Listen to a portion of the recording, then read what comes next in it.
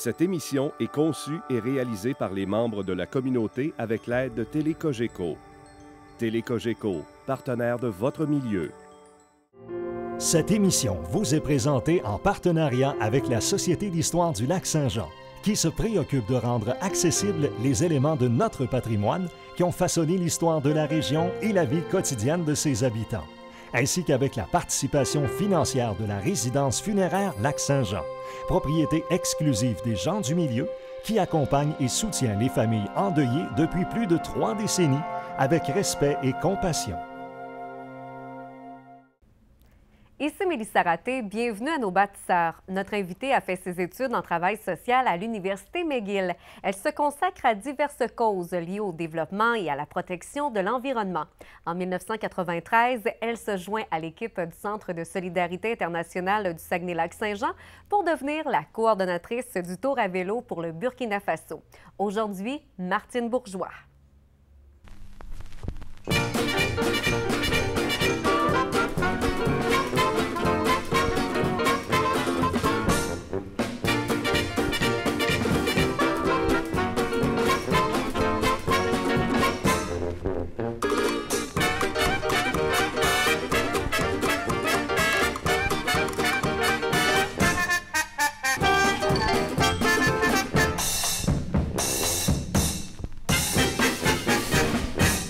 Madame Bourgeois, merci d'avoir accepté l'invitation pour l'émission Nos bâtisseurs. Grand plaisir. Évidemment, on va parler du Centre de solidarité internationale du Saguenay-Lac-Saint-Jean parce que ça fait partie de votre vie déjà depuis un bon nombre d'années. Vous êtes arrivé en 1993, mais tout d'abord, le centre a été mis sur pied en 1979. Racontez-nous les débuts du centre, la mise en place.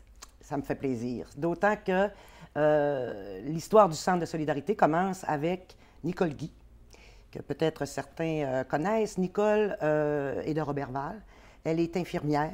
Elle appartient à la communauté des hospitalières. Et déjà dans les années 60, milieu des années 60, elle est appelée à aller faire une mission, si on veut, en Tunisie. Elle va y séjourner près de 6 ans, à participer à la mise en place d'un hôpital pour enfants avec d'autres sœurs hospitalières et des sœurs françaises, je pense. À la suite de ce séjour-là en Tunisie, elle est appelée à aller au Paraguay, qui est un pays d'Amérique du Sud, un pays enclavé et qui est sous une dictature. C'était pas facile dans ce temps-là? Non, non, non, c'était pas facile. Là, on est au début des années 70. Elle va y séjourner presque 7 ans, de 71 à 77, 6 ans en fait. Elle y est pour faire du travail au niveau de la santé, évidemment. Elle est infirmière de formation, mais elle a un côté social très développé.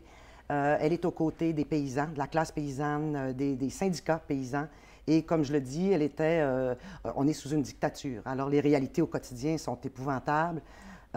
C'est vraiment des conditions difficiles.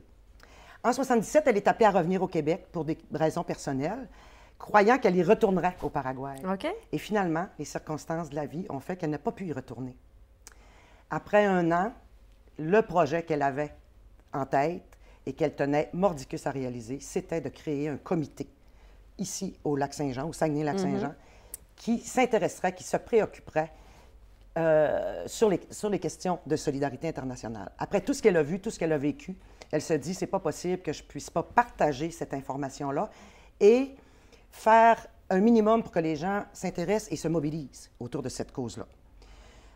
La dictature, la torture, les violences, les inégalités, l'injustice sociale, c'est ça qu'elle veut décrier. C'est là-dessus qu'elle veut mobiliser les gens. Et c'est comme ça qu'elle a l'idée de créer le Centre de solidarité. On est en 79, effectivement. Elle n'a pas de moyens. Au début, quand on part une organisation, on part de zéro. Ce sont les sœurs du Centre Marie-Gérin-Lajoie qui l'écoutent et qui sont vraiment intéressées par cette cause-là à l'international. Au début, dans les années 70, comme ça, c'est pas nécessairement la mode. À ce moment-là, les sœurs sont avant-gardistes, elles aussi. Et elles disent, oui, Nicole, on embarque avec toi, on va te donner un coup de main. Elles ont ouvert le premier local, le premier logement du Centre de solidarité sur la rue Champagnat, au centre-ville d'Alma, au 2e étage d'une maison familiale. Et ce sont les sœurs qui ont payé les 2 premières années du logement du Centre de solidarité. Pour le centre, OK. À ce moment-là, les principales activités du centre, c'est d'amener l'information aux gens. Donc, ça partit beaucoup sur la base d'un centre de documentation et tout un programme de formation sur des questions liées à l'international, la dette, la mondialisation, les questions des Autochtones ici, les Autochtones ailleurs. Il y a eu de multiples thèmes qui ont été abordés. Et à ce moment-là, on a des Francine Savard, on a des Anne Tremblay, on a pas longtemps après des Gérard Briand, Gervais Lheureux, Joanne Bouchard, Jean-Guy Girard qui se joignent à l'équipe, qui ont été longtemps rattachés au Centre de solidarité. Donc, petit à petit, c'est comme ça que l'organisation a pris forme. Denis Trottier est signataire de la Charte d'incorporation du Centre de solidarité qui date de 1980. Donc, on voit les militants là, de la première heure qui étaient vraiment là, à ce moment-là et qui sont encore très engagés aujourd'hui dans la chose sociale. La solidarité internationale, les gens la percevaient comment dans les années 70, début 80, quand ça a été mis sur pied? Bien, il y avait une bonne poignée, je dirais, de gens qui s'intéressaient et qui profitaient de l'occasion pour s'informer, pour découvrir qu'est-ce qui se passe ailleurs dans le monde. Pour ceux et celles qui nous écoutent, il y a peut-être des gens un peu plus âgés, mais il y en a certainement des plus jeunes. Dans les années 70, même le fax n'existe pas. Moi, j'ai juste 50 ans, puis j'ai participé. Je me souviens du premier fax que j'ai vu apparaître, justement dans les bureaux du Centre de solidarité internationale. C'était au milieu des années 80. Donc, comment on fait pour avoir l'information? Donc, pour certaines personnes, ça répondait vraiment à un besoin de se mettre ensemble, de prendre le temps de réfléchir. Les gens arrivaient le vendredi soir à la maison de campagne, sur la route du lac, jusqu'au dimanche à 5 heures. Ils passaient 2 jours et demi en formation sur des questions en lien avec la solidarité, la coopération et le développement international. Il fallait le faire quand même. Donc, il y avait vraiment des militants pour qui là, ça répondait vraiment à un besoin. Et ce qui suivait ces formations-là, très souvent, c'est des gestes politiques que le Centre de solidarité proposait aux gens, soit d'envoyer des lettres à des députés, soit des campagnes de mobilisation, soit on a fait longtemps la campagne des outils de paix pour le Nicaragua.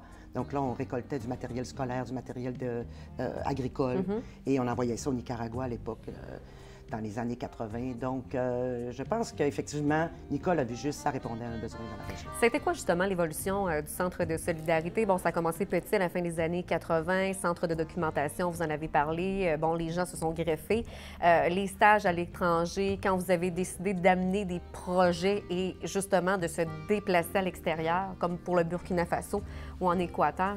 Des fois, la vie fait qu'on est obligé de faire des choix. Et c'est ce qui nous est arrivé en 1995. On avait un gouvernement libéral à l'époque, au fédéral. Et puis est arrivée la fameuse idée du déficit zéro.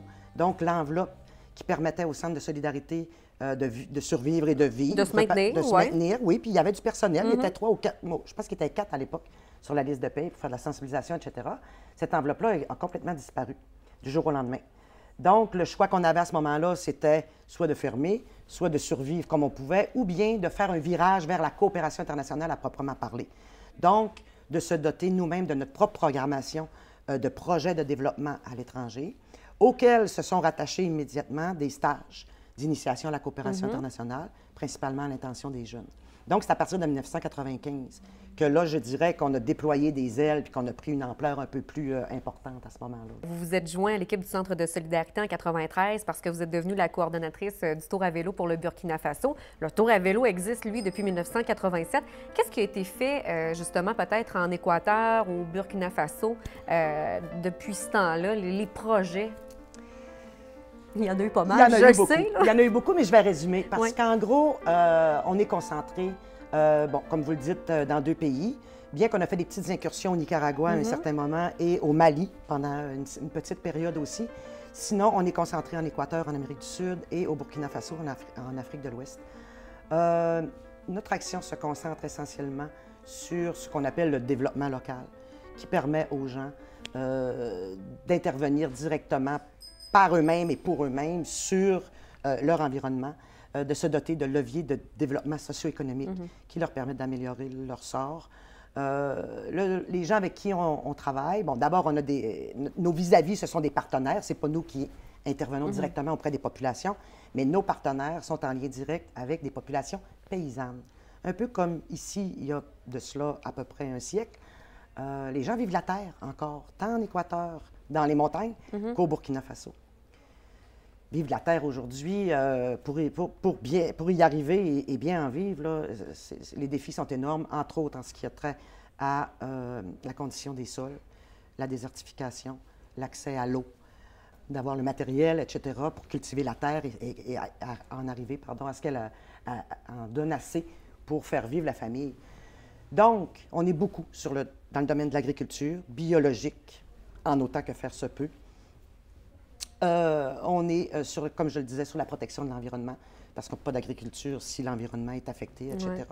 Et ce qui vient avec ça de façon systématique, c'est le côté social. Donc, de favoriser la mise en place de regroupements, des groupements de paysans, des groupements de femmes, des groupements de villageois, qui puissent se mettre ensemble pour réfléchir ensemble à leur situation, à leurs problématiques, et pour qu'ils puissent ensemble trouver les solutions et les mettre en œuvre, grâce à l'appui du Centre de solidarité, qui se fait notamment à travers la collecte de fonds qu'effectuent les cyclistes depuis cette année, 27 ans.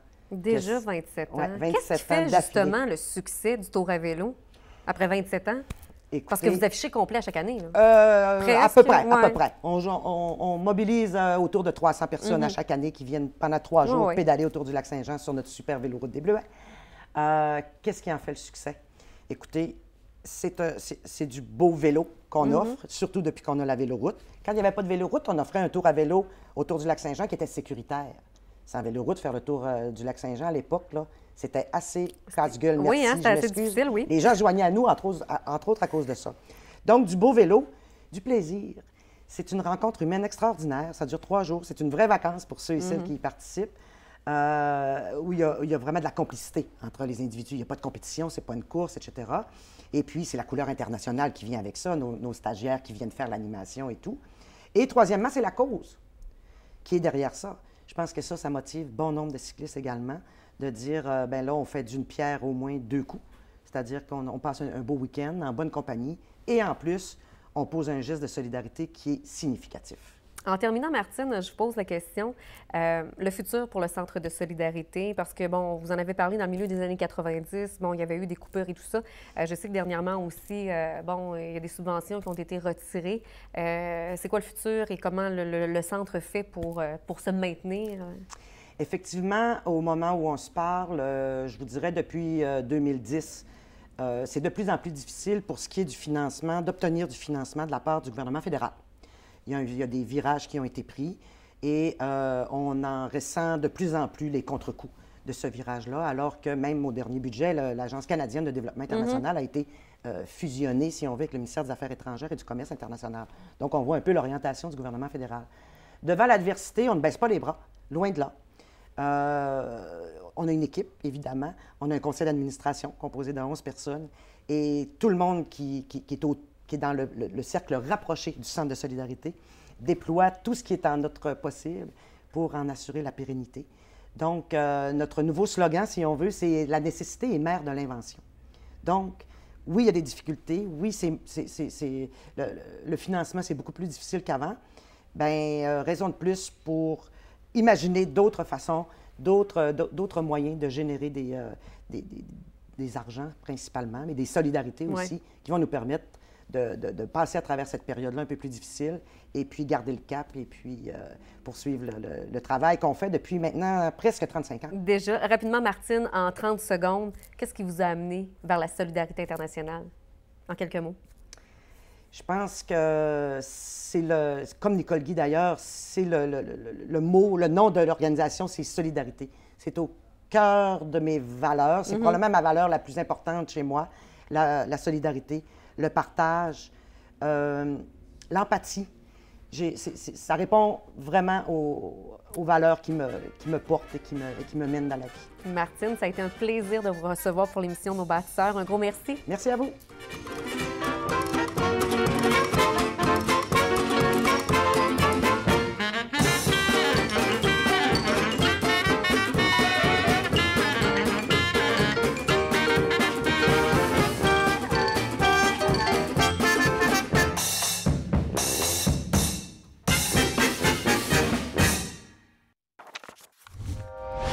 Télécogeco, un service exclusif aux clients de Cogeco. Télécogeco remercie la Société d'histoire du Lac-Saint-Jean qui a assuré la recherche de la série Nos bâtisseurs. de même que la résidence funéraire Lac-Saint-Jean pour sa contribution financière.